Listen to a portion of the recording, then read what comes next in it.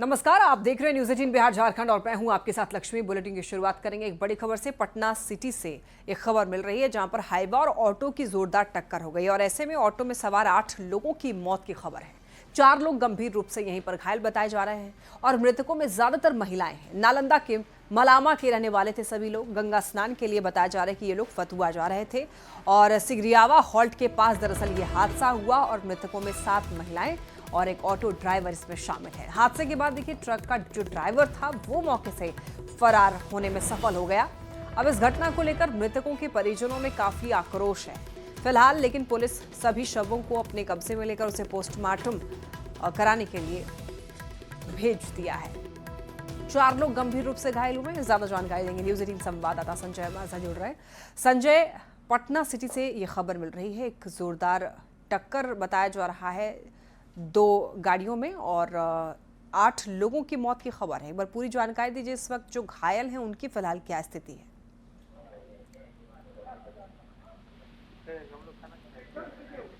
संजय, क्या आप तक आवाज पहुंच पा रही है? फिलहाल संपर्क नहीं हो पा रहा है संवाददाता से, लेकिन जानकारी जो अब तक हमारे पास आई है उसके अनुसार 4 लोग ऐसे हैं जो कि गंभीर रूप से घायल हुए हैं और 8 लोगों की मौत हो गई है, जिसमें 7 महिलाएं हैं और एक ऑटो ड्राइवर है। हालांकि जो ट्रक ड्राइवर है वो बताया जा रहा है कि मौके से भागने में सफल रहा, यानी कि वहां से फरार हो गया। अब इस घटना को लेकर मृतकों के परिजनों में काफ़ी आक्रोश है और परिजनों में फिलहाल घर परिवार में इस वक्त शोक की लहर है। फिलहाल पुलिस सभी शवों को अपने कब्जे में लेकर उसे पोस्टमार्टम कराने के लिए भेज दिया है। तो ऑटो में सवार 8 लोगों की मौत की यह खबर है और ये लोग फतुआ जा रहे थे। ज्यादा जानकारी के लिए एक बार फिर से जुड़ रहे हैं संवाददाता संजय। संजय, 2 गाड़ियों के बीच में भीषण टक्कर हुई है पटना सिटी में। इस वक्त जो घायल हैं उनकी क्या स्थिति है? जी देखिए, बिल्कुल ये दर्दनाक हादसा है और ये शाहजहांपुर में ये घटना हुई है दनियावा में, और ट्रक और हाईवा की ये टक्कर जिसमें 8 लोगों की मौत हो गई है। जो घायल हैं उनका फिलहाल इलाज कराया जा रहा है, जबकि जो डेड बॉडी है उनको पुलिस ने अपने कब्जे में ले लिया है। दुर्घटनाग्रस्त गाड़ी को भी जब्त कर लिया गया है, जबकि ट्रक ड्राइवर जो है वो भाग गया वहां से मौके से। और फिलहाल दनियावा थाने की पुलिस मौके पर है, वहां मौजूद है।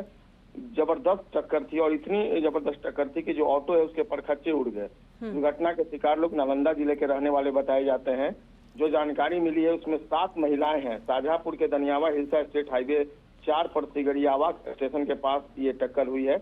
सभी घायलों को पटना पीएमसीएच भेजा गया है, जहां पर उनका इलाज किया जा रहा है। ये सभी लोग नालंदा के रेरा मालमा गांव के निवासी बताए जा रहे हैं। एक ऑटो पर सवार होकर ये पटना आए हुए थे। जो जानकारी मिली है उन्हें गंगा स्नान करना था और इसके लिए वे फतुआ जा रहे थे। हादसे के बाद घटनास्थल पर कोहराम मच गया। पुलिस ने शवों को कब्जे में लेकर पोस्टमार्टम के लिए भेजा है। हादसे की जांच की जा रही है। घटना के बाद जो ड्राइवर फरार हुआ है उसकी गिरफ्तारी के लिए पुलिस फिलहाल सीसीटीवी फुटेज खंगाल रही है, पहचान की तलाश कर रही है। जी ठीक है संजय, बहुत धन्यवाद आपका इन तमाम अपडेट्स के लिए। बिहार में चुनावी सियासी पारा चढ़ा हुआ है बिहार में और लगातार आरोप प्रत्यारोप का दौर भी जारी है। इसी बीच आरजेडी नेता और बिहार के पूर्व उप मुख्यमंत्री तेजस्वी यादव की मुश्किलें बढ़ती हुई नजर आ रही है। उनके खिलाफ महाराष्ट्र के गढ़चिरौली में प्रधानमंत्री नरेंद्र मोदी के बारे में आपत्तिजनक पोस्ट करने के आरोप में यहां पर केस दर्ज हुआ है। अब देखिए, खबर यह भी है कि उनके खिलाफ उत्तर प्रदेश में भी केस दर्ज हुआ है। प्रधानमंत्री नरेंद्र मोदी के खिलाफ सोशल मीडिया पर कथित रूप से आपत्तिजनक और अमर्यादित टिप्पणी करने के लिए मुकदमा जो है वो दर्ज किए गए हैं। उनके खिलाफ ये कानूनी कार्रवाई एक बड़ा झटका मानी जा रही है, खास करके तब जब बिहार में विधानसभा चुनाव बेहद ही नजदीक है। तो शाहजहांपुर में तेजस्वी यादव पर एफआईआर दर्ज हुई है। साथ ही आपको ये बता दें कि यहाँ पर बीजेपी महानगर अध्यक्ष ने एफआईआर दर्ज कराई है तेजस्वी यादव के खिलाफ। पीएम पर आपत्तिजनक पोस्ट करने का ये आरोप है और इसके अलावा शिल्पी गुप्ता ने भी एफआईआर दर्ज कराई है तेजस्वी यादव के खिलाफ। तो 2 जगहों से महाराष्ट्र और उत्तर प्रदेश में तेजस्वी यादव के खिलाफ एफआईआर दर्ज कराई गई है। मामला है प्रधानमंत्री नरेंद्र मोदी पर बताया जा रहा अमर्यादित पोस्ट किया गया है। आपत्तिजनक पोस्ट को लेकर, आपत्तिजनक टिप्पणी को लेकर के मुकदमा दर्ज किया गया है। तेजस्वी यादव पर एफआईआर दर्ज होने के मामले पर राजनीति का बयानबाजी भी तेज हो चुकी है। देश के यशस्वी प्रधानमंत्री श्री नरेंद्र मोदी जी पर नेता प्रतिपक्ष जैसे जिम्मेदार पर परासीन तेजस्वी यादव जी द्वारा आपत्तिजनक पोस्ट करना बड़ी दुर्भाग्यपूर्ण घटना है। इसकी जितनी निंदा की जाए वह कम ही होगी। इस मामले में यूपी के सहारनपुर और महाराष्ट्र के गढ़चिरौली में उन पर किए गए एफआईआर पर माननीय न्यायालय अब संज्ञान लेगी। महाराष्ट्र और उत्तर प्रदेश में तेजस्वी यादव जी के खिलाफ शिकायत दर्ज हुई है। उन पर आरोप है कि अपने सोशल मीडिया प्लेटफॉर्म से प्रधानमंत्री नरेंद्र मोदी जी पर आपत्तिजनक टिप्पणी की गई है। अब तेजस्वी यादव जी को जो राजनीतिक कुसंस्कार राष्ट्रीय जनता दल से मिला है, उसके बाद हम उनसे क्या उम्मीद कर सकते हैं। तेजस्वी जी के प्रति बिहार की जनता का जो विश्वास और समर्थन दिख रहा है, जिस तरह से वोटर अधिकार यात्रा में तेजस्वी जी और राहुल गांधी जी को जो व्यापक समर्थन मिल रहा है, ये जनता के अदालत में वोट से हारते हुए दिख रहे हैं। तो भारतीय जनता पार्टी के नेता अब अनर्गल रूप से प्रलाप कर रहे हैं और कोर्ट का सहारा ले रहे हैं। देखिए, तो पूरा देश जानता है कि जब जब मोदी डरता है पुलिस को आगे करता है, लेकिन सवाल यह है कि ये गोली बंदूक सिपाही कितने दिन, सच कहने की कहो मनाही कितने दिन, इधर ईडी उधर मुकदमे कितने दिन, हम पर तुम पर जुल्म तबाही कितने दिन देश की जनता ये देखेगी कि आप पुलिस के बल पर, आप ईडी के बल पर देश पर हुकूमत करेंगे। कल गया जी में पीएम मोदी की रैली में मंच पर आरजेडी के 2 विधायक देखे गए। नवादा से विधायक विभा देवी और रजौली विधायक प्रकाश वीर भी मंच पर एनडीए नेताओं के साथ यहां पर मंच साझा किया। अब विभा देवी जेल से हाल ही में रिहा हुई बाहुबली राजवल्लभ यादव की पत्नी हैं। वहीं रजौली निर्वाचन क्षेत्र से आरजेडी विधायक प्रकाश वीर को आगामी विधानसभा चुनाव के लिए फिर से टिकट दिए जाने की संभावना नहीं है। नवादा में अपनी मतदाता अधिकार यात्रा के दौरान आरजेडी नेता तेजस्वी यादव ने स्पष्ट संकेत दिया था, जब एक समर्थक ने प्रकाश वीर के लिए टिकट मांगा और तेजस्वी ने चुटकी ली, कट गया। अब इस पर सियासत तेज हो चुकी है।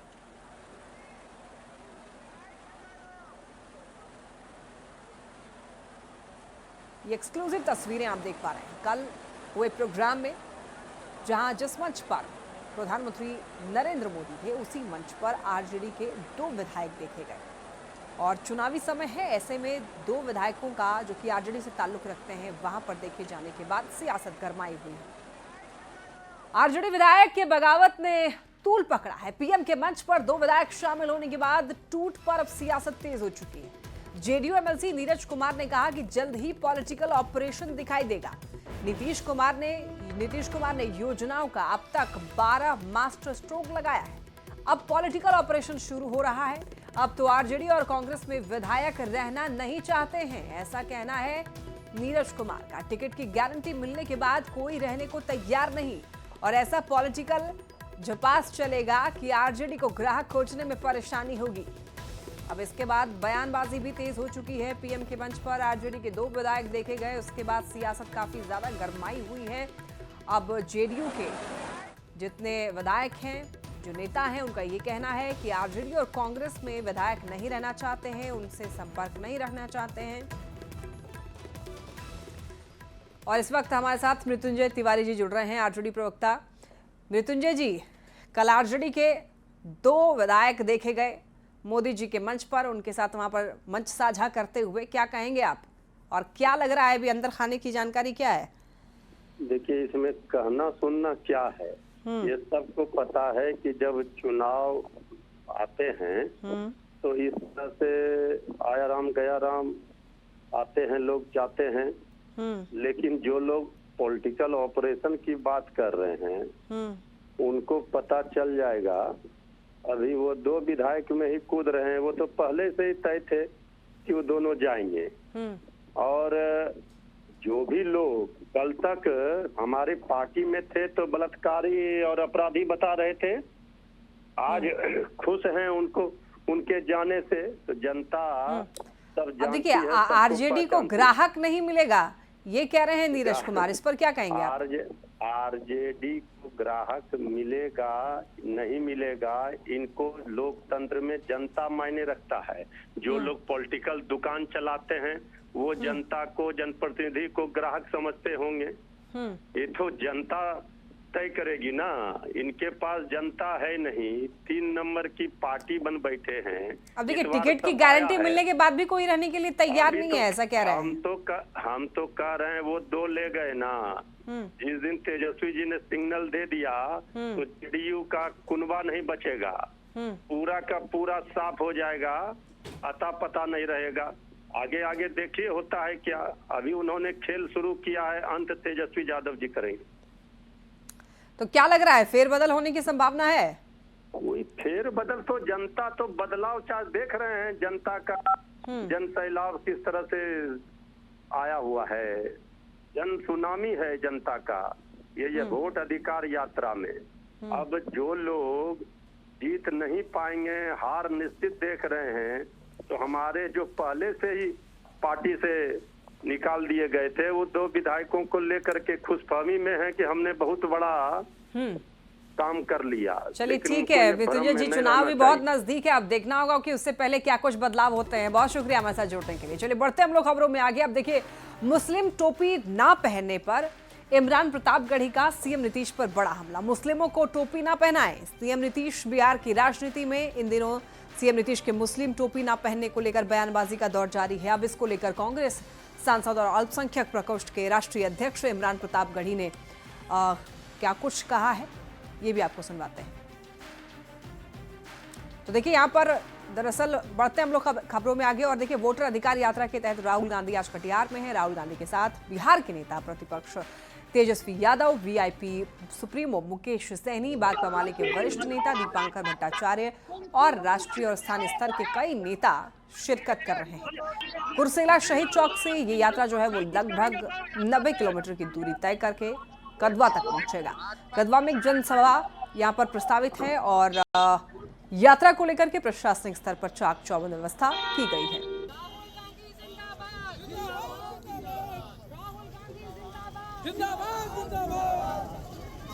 स्वागत है आदरणीय राहुल गांधी जी, आदरणीय तेजस्वी जी को बल भी देने आए हैं। तमाम आदिवासी समाज के लोग यहाँ आज एकत्रित हुए। हम लोग झारखंड से आ रहे हैं और जिस तरह से बीजेपी सरकार लगातार लोकतंत्रता को कमजोर करने का काम कर रही है, संविधान को तार तार करने का काम कर रही है और वोट के अधिकार जैसे अधिकार जो देश में हर एक नागरिक को एक वोट का अधिकार है अपने सरकार को चुनने का, उसको तार तार करने का काम कर रही है।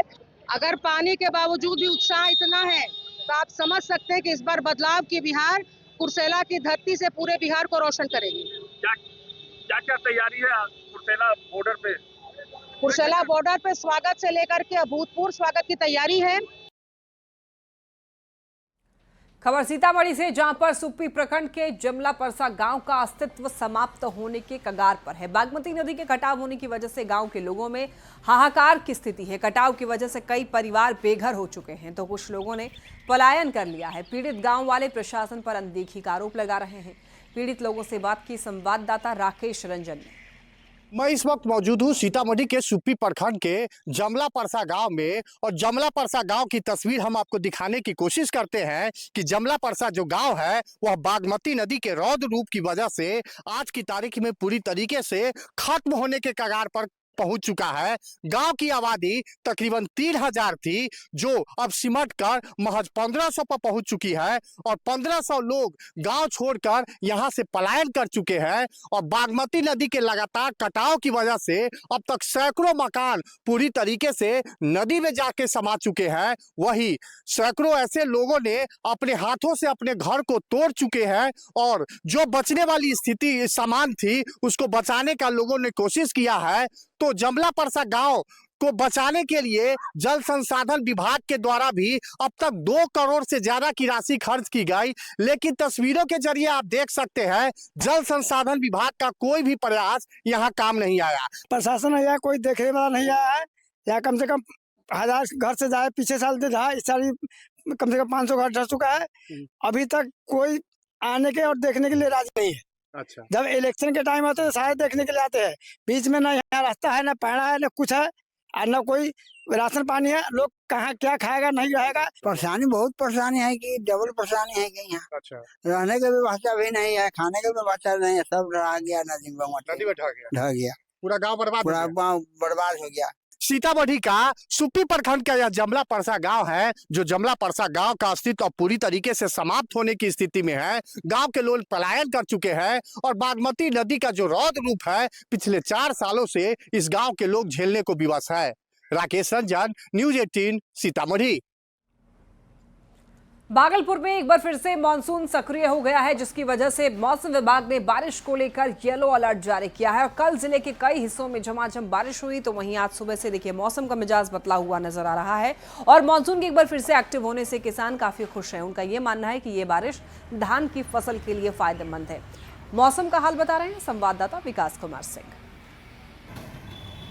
भागलपुर में एक बार फिर से मानसून सक्रिय हो गया है। कल जिले के कई हिस्सों में झमाझम बारिश हुई है, तो वहीं आज सुबह से मौसम पूरी तरह से सुहाना बना हुआ है। तस्वीरों में साफ तौर पर देख सकते हैं कि किस तरह से आसमान में घने काले बादल छाए हुए हैं और तेज ठंडी हवा चल रही है। तापमान में भी गिरावट दर्ज की गई है।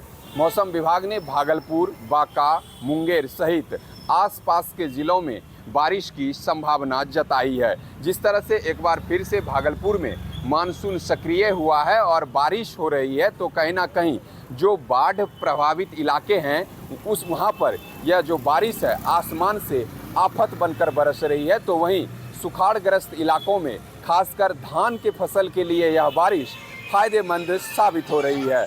मौसम विभाग ने भागलपुर, बांका, मुंगेर सहित आसपास के जिलों में भारी बारिश की संभावना जताते हुए येलो अलर्ट जारी किया है। साथ ही साथ ठनका को लेकर भी चेतावनी जारी की गई है। विकास कुमार सिंह, न्यूज़ 18, भागलपुर। मोतिहारी के मोती झील को पर्यटक स्थल के रूप में विकसित करने के लिए प्रशासनिक स्वीकृति मिल गई है। मोती झील तट के विकास के लिए यहां पर 14.99 करोड़ की राशि खर्च की जाएगी। लगभग 55 लाख रुपए की लागत से मोती झील को टूरिस्ट हब बनाने का निर्णय लिया गया है। मोती झील के सौंदर्यीकरण के साथ साथ यहां पर टूरिस्ट स्पॉट बनाया जाएगा। इसके साथ ही इस योजना के तहत बहुउद्देशीय हॉल, रेस्टोरेंट और घाट, शौचालय और लैंडस्केपिंग का भी यहाँ पर निर्माण किया जाएगा। वित्तीय वर्ष 2024-25 में यहाँ पर प्रथम किश्त के रूप में बिहार सरकार ने 4 करोड़ रुपए की राशि जारी कर दी है। झील के पास पर्यटक की सुविधा बढ़ाने के लिए एक हमारे लिए बड़ी स्कीम सेंक्शन हुई है, जिसके अंदर लगभग 15 करोड़ 14 करोड़ 98 लाख के लगभग राशि जो है वो सेंक्शन हुई है और उसके अंदर हम लोग राशि स्वीकृत भी हो गई है। फर्स्ट किस्त हमको दे भी दी गई है और उस पर काम होगा आगे। इसके अंदर पर्यटक के लिए विभिन्न सुविधाएं बनाई जाएंगी, कैफेटेरिया, घाट का सौंदर्यीकरण, गेट और शौचालय, बाकी जो सुविधाएं हैं वो बनाई जाएंगी। शेखपुरा में बाढ़ प्रभावित क्षेत्र का एलजेपीआरवी सांसद अरुण भारती ने निरीक्षण किया। बाढ़ प्रभावित क्षेत्र की स्थिति को देखते हुए केंद्र और बिहार सरकार से बाढ़ के स्थायी समाधान के लिए नेशनल टास्क फोर्स के गठन करने की मांग की। शहरों का एक ऐसा नेटवर्क डेवलप करें जिसके माध्यम से जब भी ऐसा बाढ़ आने की संभावना बने और पूरे गर्मी में आप देखेंगे सुखाड़ होता है यहाँ पे, तो उस पानी को संग्रहित करके उस नहर के नेटवर्क के माध्यम से कैसे पूरे सुखाड़ के क्षेत्रों में बांटा जाए। और देखिए लखीसराय से इस वक्त एक बड़ी खबर मिल रही है। शत्रुघ्न साह की गोली मारकर हत्या हुई है। 3 बाइक सवार बदमाशों ने गोली मारी है। सदर अस्पताल में व्यक्ति की मौत हुई। दुकान बंद कर घर लौटते समय घटना। परिजनों ने अब शव रखकर सड़क पर हंगामा किया है। अपराधियों की जल्द गिरफ्तारी की मांग। सीसीटीवी की मदद से मामले की जांच जारी है। बढ़ैया थाना क्षेत्र की यह घटना बताई जा रही है, जहां पर 3 बाइक सवार बदमाशों ने इस घटना को अंजाम दिया है। शत्रुघ्न साह की गोली मारकर हत्या। 3 बाइक सवार बदमाशों ने इस घटना को अंजाम दिया है। और अब आपको बता दें कि सदर अस्पताल में व्यक्ति की मौत हो गई है। दुकान बंद कर घर लौटते समय दरअसल इस घटना को अंजाम दिया गया है। परिजनों ने शव रखकर सड़क पर हंगामा किया। अपराधियों को जल्द से जल्द पकड़ने की मांग की जा रही है। अब अपराधियों की जल्द गिरफ्तारी की मांग के बाद पुलिस जो है वो एक्शन में आ चुकी है। सीसीटीवी की मदद से मामले की जांच जारी है। बढ़ैया थाना क्षेत्र की यह घटना बताई जा रही है। कुछ नहीं, हम लोग किसी से किसी को दुश्मनी हम लोग को नहीं है। हम दुकानदार हैं बस, बाकी किसी से हमको कोई दुश्मनी नहीं है, कोई लफड़ा नहीं है, कोई ली नहीं है। जी शत्रुघ्न कुमार इमरजेंसी डिपार्टमेंट में मृत अवस्था में आया। हम लोगों ने CPR किया लेकिन कोई रिस्पांस नहीं हुआ। प्यूपिल सब डायलेटेड था, फिक्स्ड था, नॉन रिएक्टिंग टू लाइट था, पल्स नॉट पल्पेबल था, BP नॉट रिकॉर्डेबल था। क्लिनिकली पेशेंट डी कर चुका था। पूर्णिया जिले के कस्बा में एक ही गांव के 5 लोगों की कारी कोसी नदी में डूबने से मौत हो चुकी है, जिससे कि पूरे क्षेत्र में अब देखिए यहाँ पर मातम पसर गया है। ये घटना कस्बा के सुभाष नगर गांव में हुई है, जिसने पूरे क्षेत्र को शोक में डुबो दिया है। मरने वालों में 3 पुरुष, 1 महिला और 1 बच्चे शामिल हैं। स्थानीय लोगों ने कोसी नदी पर बांध बनाने वाले ठेकेदार और सिंचाई विभाग के अधिकारी को जिम्मेदार बताया है। लोगों ने आरोप लगाया है कि अवैध तरीके से मिट्टी निकालने के कारण ही यहाँ पर गड्ढा बना है और इस लापरवाही के लिए जिम्मेदार लोगों पर सख्त कार्रवाई होनी चाहिए। बगल में मेरा बेटा है, उसी को देखो बेटा। हम लोग कल जो है ना सर, कल परसों हम लोग बाहर जाते हैं बेटे के लिए कि बेटा चलो बाहर से आएंगे, दोनों हाथ पिला कर देंगे। दोनों को लगा दिए सर, और सुबह दोनों बाप बेटा माँ बहन सब मिलकर खाए हैं, पूरी खाए सब्जी खा के। उसके बाद वो किधर गया नहीं गया, अकेले बेटा कहीं नहीं जाना है। आज वो उसके बाद जाकर हम चले गए किधरों। आज याद के क्या हादसा हुआ बाबू। परिवार का कई उम्र है? हमारा एक बेटा है, हमारा बड़ा लड़का था, वही मेरा हुनर था। ये हादसा से पहले हम विभाग के स्कूटी को और जो है उसको कहते रह गए कि ये गलत तरीके से मिट्टी का कटाई हो रहा है कोसी धार के बगल में, जबकि योजना जो है उसमें लिखा हुआ है साफ सुथरा कि बाहर से मिट्टी काट के ला के देना है, कैरेज करके देना है, लेकिन संवेदक कैरेज करके नहीं देता है। जो मिट्टी बाहर से लाना था नदी, वहाँ के जो ठेकेदार हैं वो नदी को काट करके वहाँ से निकाला जा रहा था। काफी गहराई होने के चलते ये हादसा हुई है। ये हादसा कोई नेचुरल नहीं है, ये मैन मेड है। और इसी के साथ इस बुलेटिन में फिलहाल इतना ही। खबरें लगातार जारी है, आप देखते रहिए न्यूज़ 18 बिहार झारखंड।